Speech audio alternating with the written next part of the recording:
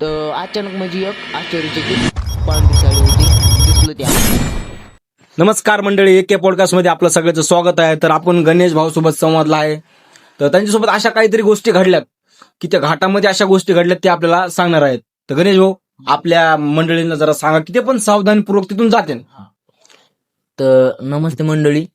तर ते असा एक घाट आहे की कधी विश्वास करू शकत नाही आपण. समजा ते घाट म्हणजे मला कधी त्या घाटामध्ये कधी काय प्रसंग म्हणजे भेटलेला नाही. तुम्हाला असं वाटलं नाही कधी होईन आमच्यासोबत असं? तर आणि ते आमच्या सोबत ते घडलं, ते आश्चर्य. तुम्हाला विश्वास पण विश्वास नव्हता आम्हाला म्हणून. हा. तर नेमकं ते विषय कसा होता? तुम्हाला नेमकं तुम्ही काय गेलात त्या घाटामध्ये? म्हणजे कसं गेलात तुम्ही? काय काय रिझन काय होतं तिकडे जाण्याचं? म्हणजे असंच एके दिवशी माझ्या मित्राची आई म्हणजे केस दारूमध्ये होती, समजा ऍडमिट होती. आणि ते खूप दुखत म्हणजे जास्त झालं त्यांना. तर मग ते असा विषय झाला की मित्रांनो मला कॉल केला की बाबा की आपल्याला आईचं दुखायलं की आपल्याला लय सिरियस नाही जावं लागेल. तर मग 4 व्हीलर केली, आम्ही 4 जण गेलो गाडीमध्ये. 4 व्हीलर म्हणजे समजा आम्ही गेलो त्या घाटामध्ये जायच्या हॉस्पिटलमध्ये जायचं होतं आम्हाला. तर तसा विषय झालता तो. तर मग त्या घाटामध्ये गेलो. आश्चर्य घाट म्हणजे आम्ही उतरला की गाडी समजा ढक्के मारायली, गुजगुज करायली. आणि तर डिझेल हे पूर्ण बरोबर होतं, फुल होतं. आणि गाडीचे म्हणजे लाईट हे हफकत होत्या.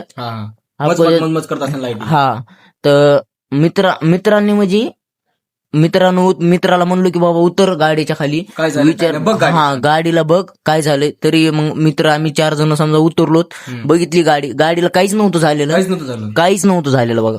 पण तिथं असा विषय झालता की तिथं एक ट्रक ऍक्सिडेंट झालता. आणि ते 3-4 वर्षाची गोष्ट समजा. ती ट्रक तशीच आहे.